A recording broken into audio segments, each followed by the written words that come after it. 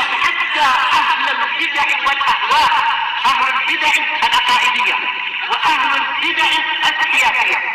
أنا أقول بيننا وبينكم السلف، بيننا وبينكم الكتب، كان فيقول البدع بيننا وبينكم.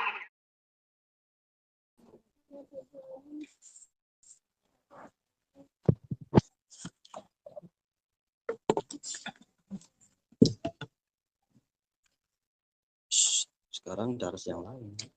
Bismillahirrahmanirrahim. Alhamdulillahirabbil alamin. Asyhadu an la ilaha illallah wahdahu la syarikalah. Wa asyhadu anna Muhammadan abduhu wa rasuluh. Allahumma shalli ala Muhammadin abdika wa rasulik wa ala alihi wa ashabihi ajma'in, amma ba'd. Kita masuk ke muka surat 88 dari pelajaran adab. Qala al-mu'allifu hafizahullahu ta'ala ad-darsus salisa asyar murajaah. Pelajaran yang ke-13 murajaah. Akhadna fi adabil kalam. Kita telah mengambil di dalam pelajaran adabul kalam annal muslima la yakdzib, bahwasanya muslim itu tidak berbohong.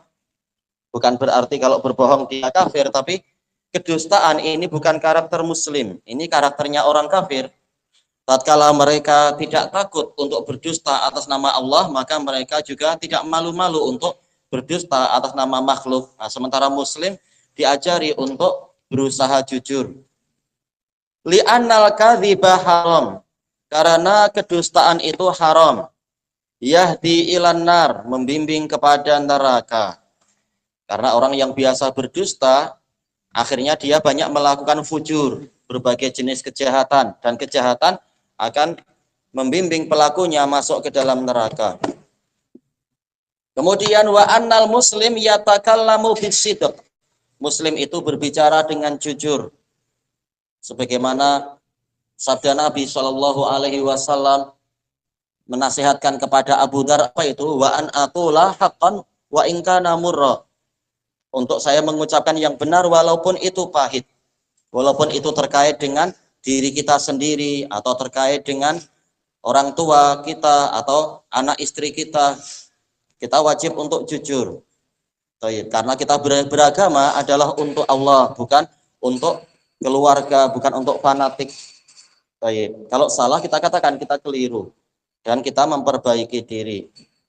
Li'anna sidqa yahdi ilal jannah, karena kejujuran akan membimbing kepada surga.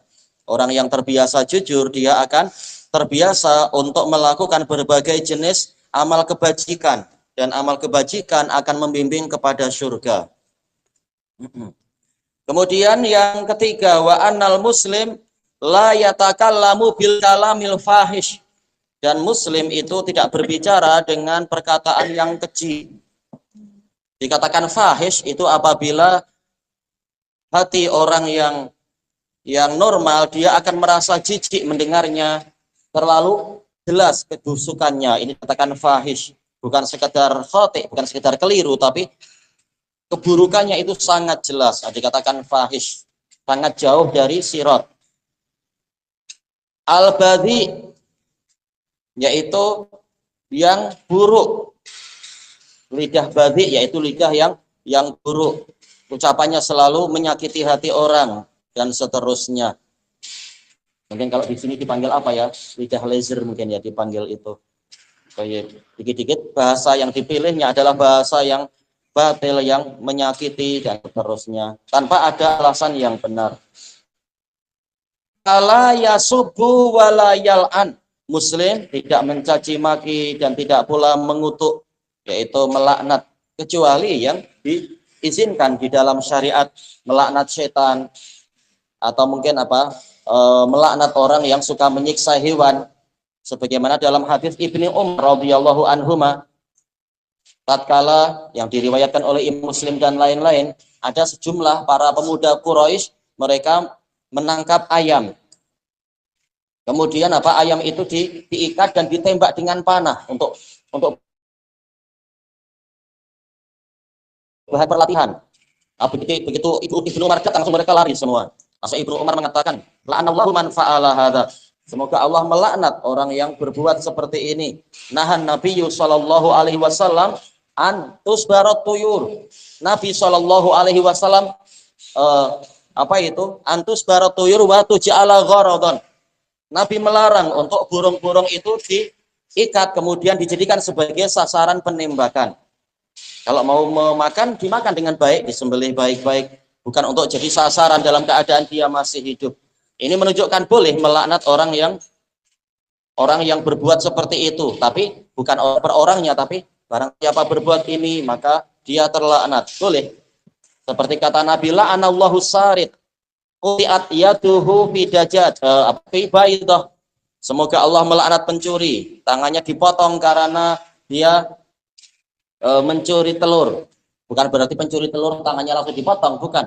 Tapi orang yang semula dia mencuri telur, kemudian tidak diperbaiki, tidak dihukum dengan baik, akhirnya dia mencuri lebih banyak lagi, akhirnya mencuri sampai rubuk dinar, seperempat dinar.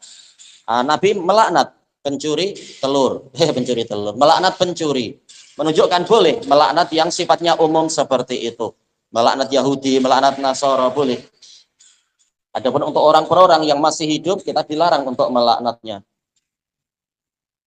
Kemudian yang berikutnya, wa annal muslim yatakallamu bil kalami thayyib. Muslim itu berbicara dengan perkataan yang baik. Kalaupun kita tidak mampu bersedekah dengan subuh, mencaci, memaki, mencerca. Iya. Baik. Kita misalkan tak mampu bersedekah dengan harta, ada peminta-minta, kita kasih kalam-kalam yang baik, Allah yaftah alaik, Allah yubarik fik, misalkan seperti yang biasa dilakukan orang Yaman. Kalau tidak mampu memberi harta, maka menggunakan kata-kata yang baik. Fa innal kalama thayyib fihi ajr. Karena ucapan yang baik itu di dalamnya ada pahala. Ada ingat enggak lafaz hadisnya? Ucapan yang baik itu mendatangkan pahala, ada sedekah. Hadisnya lafaznya ada yang ingat? Ya. Wal ya. Wal kalimat thayyibah shadaqah. Ya, hadis Abi Hurairah inda Muslim. Baik. Kemudian yang berikutnya, wa annal muslim la yajuzu lahu an yaskhara minal muslimin. Seorang muslim dia tidak boleh untuk mengolok-olok siapapun dari kalangan kaum muslimin. Mengolok-olok, oh kakinya kecil, oh badannya kurus ceting, atau mungkin apa ya? Gemuk bulat macam drum, macam tong. Tak boleh, kasihan. Rambutnya macam Maggie, tak boleh. Muslim diolok-olok. Demikian pula baik itu secara fisikalnya ataupun secara hasil kerjanya, dia kerjanya belum bagus, belum pandai menulis, kemudian diolok-olok, tulisannya buruk sangat macam cacing kelaparan. Cacing kelaparan kayak apa sih? Tak tahu juga.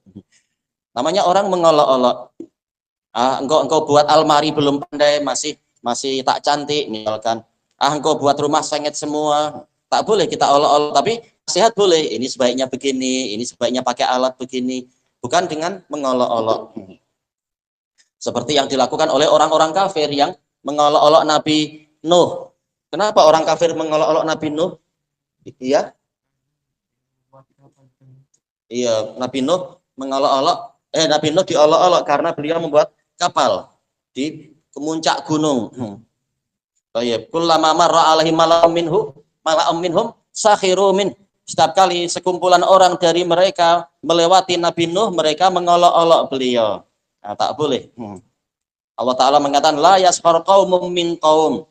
Tidak boleh sekumpulan lelaki mengolok-olok sekumpulan lelaki yang lain, asa ayyakunu khairam minhum. Boleh jadi yang diolok-olok lebih baik daripada yang mengolok-olok. Wala nisa'um min nisa'in asa ayyakunna khairan minhun. Tak boleh sekumpulan wanita mengolok-olok sekumpulan wanita yang lain, karena boleh jadi yang diolok-olok lebih baik dari yang mengolok-olok. Intinya kalau kita tidak mampu mengucapkan yang baik, maka apa? Kita diam, bukan malah mengucapkan kata-kata yang menyakiti sesama saudara. Wala yajuzu tanabuzu bil alqab. Tidak boleh kita memberikan julukan-julukan, menyindir, tanabus yaitu menyindir dengan julukan-julukan. Intinya kita disuruh untuk saling mendukung, saling memperbaiki, bukan dengan cara mengolok-olok, tapi memberikan masukan yang baik. Oh, bukumu perbaiki bagian ini karena dalil mengatakan begini, salaf mengatakan begini. Tidak seperti bagian orang, ada buku nahwu yang nipis dikatakan buku nahwu apa ini nipis ini, apa gunanya. Ketika lihat ada buku nahwu yang tebal, buku nahwu macam ini siapa orang nak baca? Dia sendiri belum pernah buku nahwu, ini tak layak tentunya. Kalau mau memberikan nasihat-nasihat yang baik, cara mengarang buku nahwu bagaimana, ini saya juga telah memberikan contoh untuk saling membantu, bukan apa saling menjatuhkan dari para pengarang buku nahwu. Tak harus buku nahwu, mungkin buku-buku yang lain juga. Baik, saling membantu dan memperbaiki, bukan dengan cara memburuk-burukkan. Wa idza kanu salasah, jika mereka itu ada 3 orang, fala yajuzu lilisnaini ayyatana jaya dunas salis, maka tidak boleh 2 orang itu saling berbisik-bisik tanpa mengikutkan orang yang ketiga. Kenapa tak boleh macam itu? Ya, tak boleh karena apa? Ya, orang yang ketiga nanti jadi sedih, kasihan. Baik. Kemudian wa akhadna fi adabin nazar. Kita telah melihat, telah mengambil di dalam pelajaran adab-adab melihat, annaka idza ra'aita syai'an yu'jibuk, jika Anda melihat sesuatu yang membuat Anda kagum, faqul Allahumma barik, ya Allah berikanlah keberkahan, au barakallahu alaik, semoga Allah memberikan keberkahan padamu, boleh alaik, boleh lakah, barakallahu lak. Baik, jangan bahwa orang yang menikah dikatakan alfu mabruk. Ini salah bicara sebenarnya. Mabruk itu diduduki unta. Kasihan kalau 1000 kali. Nanti muntah dia nanti. Yang betul apa? Mubarak, bukan mabruk. Dia pakai rubai, bukan sulasi. Wa annahu la yajuzu laka an tanzura ila auratil muslimin wala ila nisaihim. Engkau tidak boleh melihat kepada aurat-aurat kaum muslimin, dan tidak boleh pula melihat kepada para wanita-wanita kaum muslimin, yaitu yang haram untuk kita lihat, tak boleh kita lihat. Baik. Kemudian masuk ke 89. Adar surah bi'a asyar. Pelajaran yang ke-14 tamarin. Perlatihan.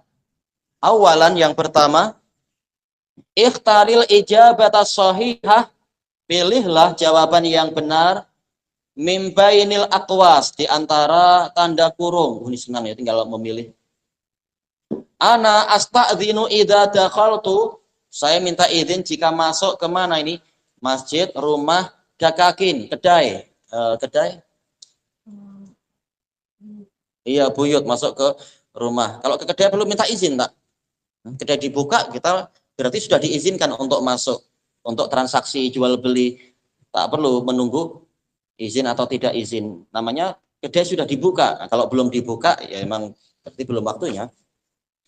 Masjid biasanya apa? Terbuka, tak perlu minta izin. Kalau dikunci, mungkin sedang ada udzur. Nah, kita kalau mau sholat minta izin kepada pengurus yang di situ. Kalau tidak ada tempat yang sesuai kecuali harus masuk. Yang kedua, ana asta'dzinu al ahli baiti, saya minta izin masuk ke keluarga saya, arba'a marrat, asyra marrat, salasa marrat. Berapa kali minta izinnya? 10 kali. Iya, 3 kali. 10 kali letih juga. Iya, 3 kali. Kalau tidak dibukakan bagaimana? Ya, kalau kita punya kunci sendiri, ini rumah kita, tak mengapa buka sendiri. Karena itu akhirnya kalimatnya apa? Keluarga saya sendiri. Kepala keluarga biasanya bawa kunci. Kemudian yang ketiga, al-muslim yunadi akhahul muslim. Muslim memanggil saudaranya muslim bismihi bilaqabihi bismin la yuhibbuh. Yang betul yang mana yang betul? Ya? Bismihi. Iya, memanggil namanya.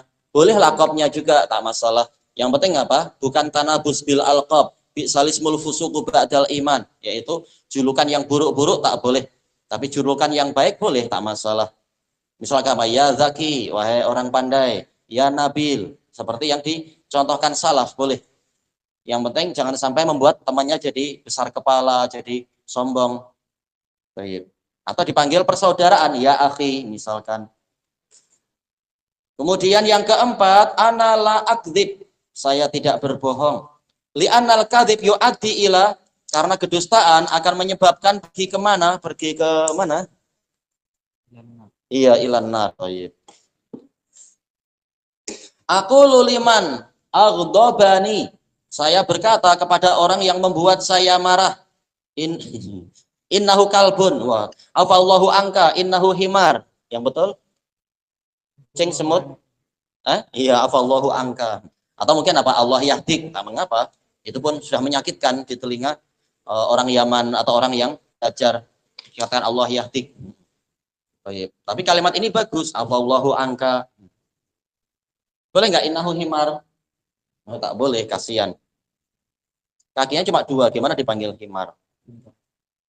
Baik.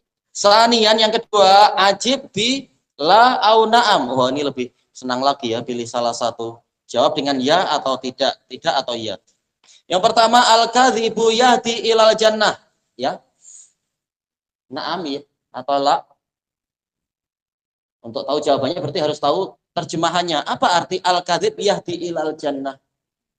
Kadzib apa kadzib? Jawabannya tak ya, dah betul. Kenapa tak? Sebab apa? Sebab salah. Iya, kedustaan membimbing kepada surga. Ya, jawabannya tak. Yang kedua, as-sidqu yahdi ilal jannah. Naam, jelas. Kemudian yang ketiga, al-fajir huwaladzi yasubbu wa yal'an. Orang yang jahat adalah orang yang mencaci, yang mengutuk. Wa yatakallamu bil kalamil badhi, berbicara dengan kata-kata kotor. Wa na'am.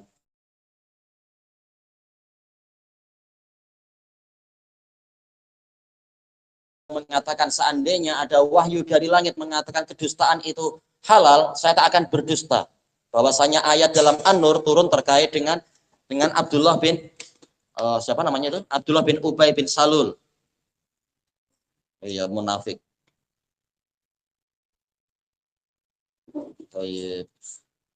Ali bin Abi Thalib mengatakan apa itu? La'an akhir minas sama ahabu ilayya min an akdzib ala Rasulillah sallallahu alaihi wasallam. Seandainya saya jatuh dari langit, lebih saya sukai daripada saya dusta atas nama Rasulullah Shallallahu Alaihi Wasallam. Kemudian yang ketiga, idza a'jabani syai'un aqul, jika saya merasa kagum terhadap suatu perkara, saya mengucapkan apa? Iya, Allahumma barik. Kemudian, idza qila li kaifa haluk, kalau dikatakan kepada saya gimana keadaanmu, aqul apa? Iya, alhamdulillah. Kemudian al-muslim layang duru ila insan, muslim tidak melihat pada orang yang apa di situ lafaz yang sesuai apa? Ya, apa arti yabul? Iya, kencing. Untuk apa tengok orang kencing? Kemudian idza dzukiran nabiyyu sallallahu alaihi wasallam atul, kalau disebut nama Nabi saya menyatakan apa? Saya bilang apa? Iya, Allahumma sholli ala Muhammad. Kita akan mendapatkan sholawat 10 kali, derajat dinaikkan 10 kali lipat, dihapus dari kita keburukan 10 kali juga. Baik, ilahuna wallahu a'lam.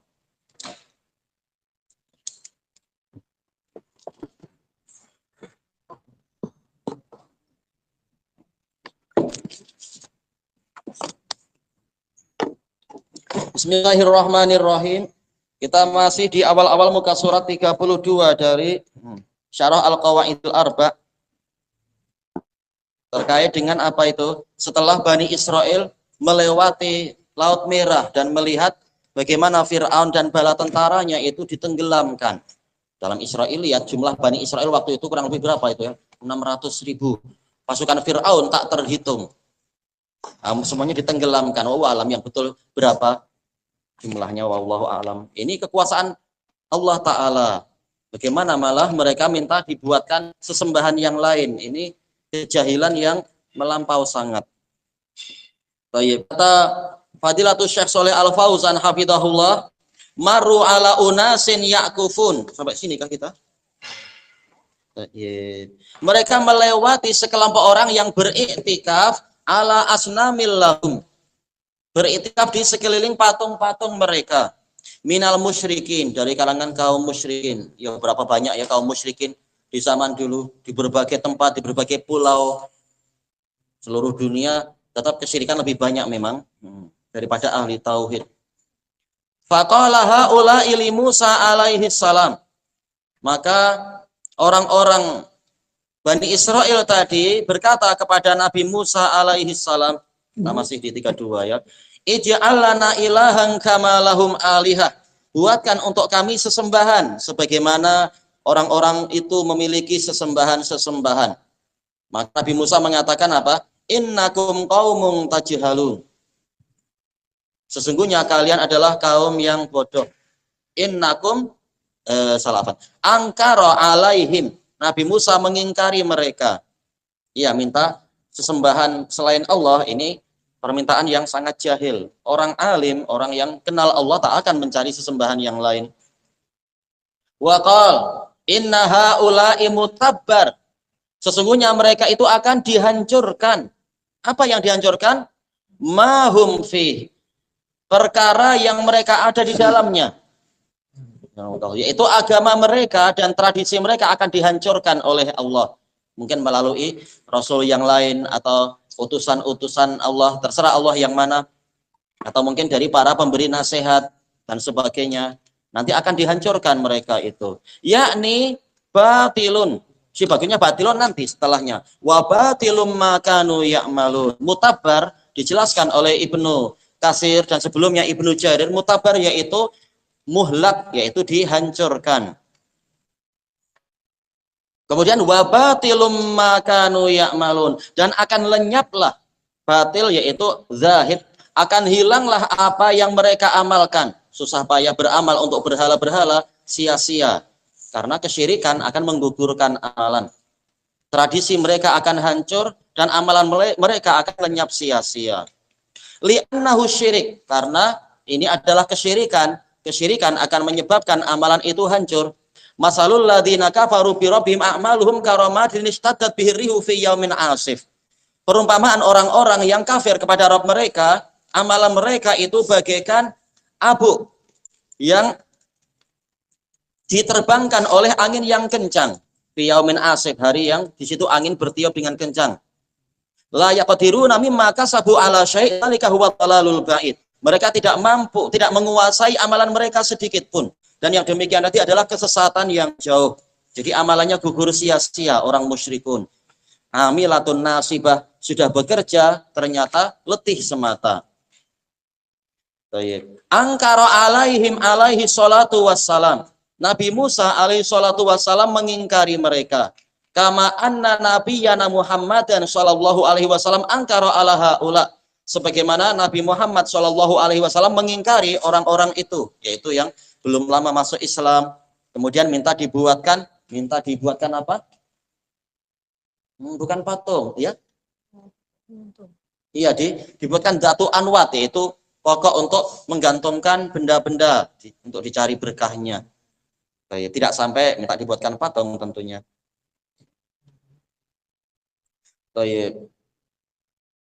Oh, anak tadi melompat.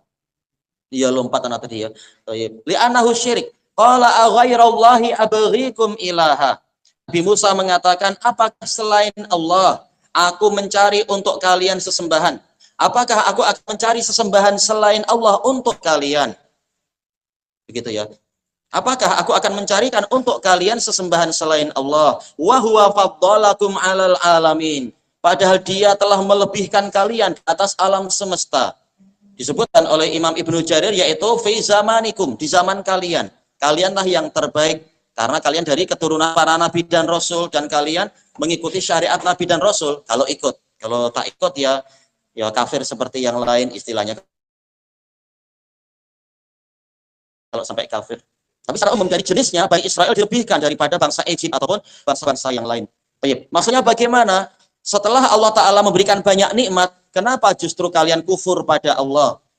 Malah mencari sesembahan yang lain. Ini sangat tidak masuk akal dan sangat tidak sesuai dengan fitrah. Apalagi dalil nakli, sangat kalian tidak sesuai dengan wahyu yang pernah Allah turunkan kepada nenek moyang kalian. Siapa nenek moyang Bani Israel berarti?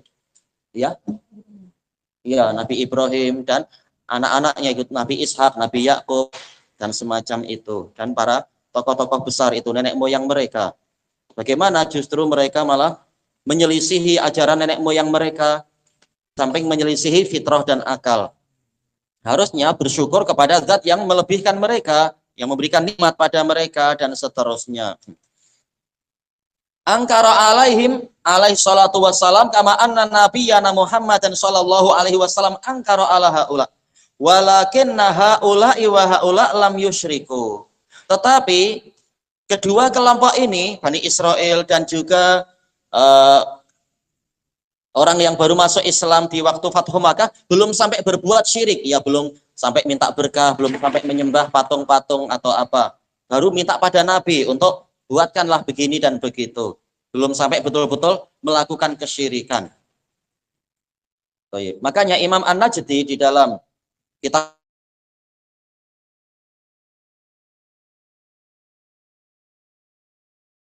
Nabi yang membuatkan Datu Anwat, bukan mereka membuat-buat sendiri. Mereka tahu agama itu harus ikut Nabi. Jadi menunggu pengesahan dari Nabi. Jadi belum sampai mereka berbuat syirik. Tapi jelas kalamnya kalam kufur. Tapi namanya baru masuk Islam, mereka belum paham. Kemudian dikatakan di sini, fa banu Israil lamma qalu hadhil maqalah. Bani Israel tatkala mereka mengucapkan ucapan ini, Bani Israel mengucapkan apa?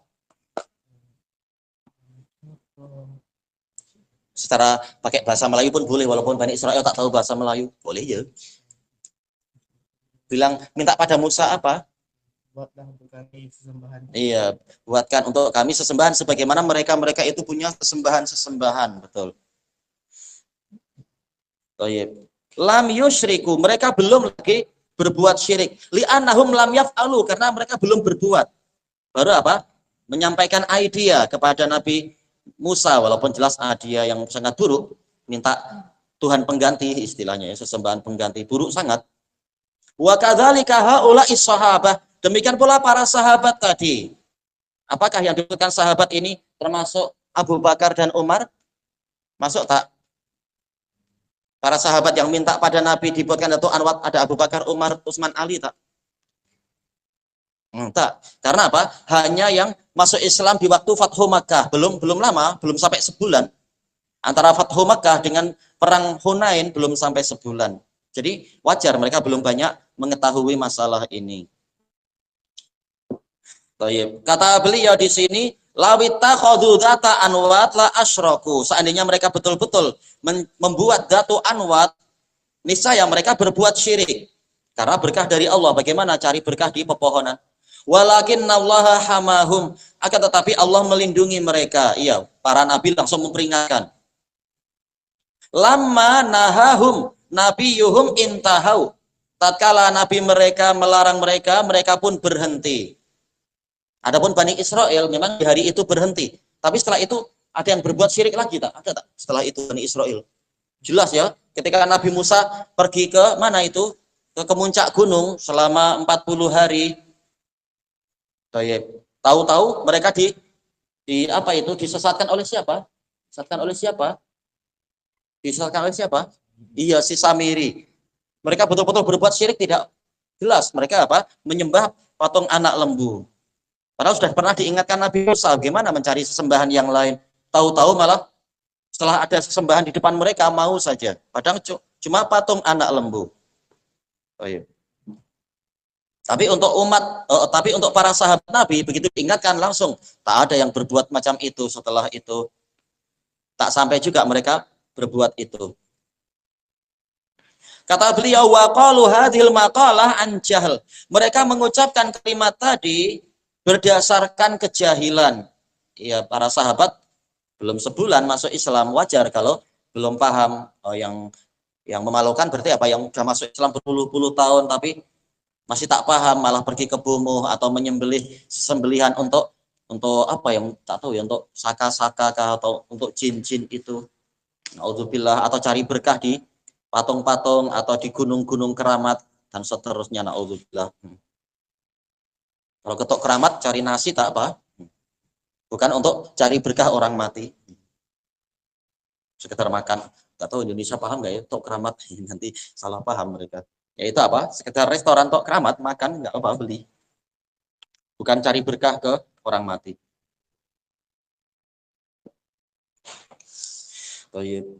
Kemudian kata beliau di sini, cuma ada iskalnya adalah, apakah Bani Israel itu mereka baru masuk Islam?